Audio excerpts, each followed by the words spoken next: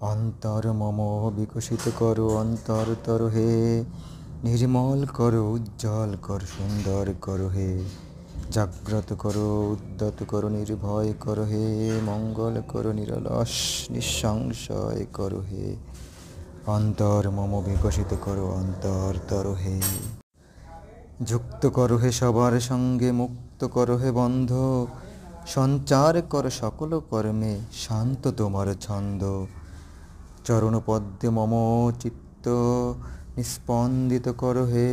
নন্দিত করো নন্দিত করো নন্দিত করো হে, অন্তর মম বিকশিত করো অন্তরতর হে।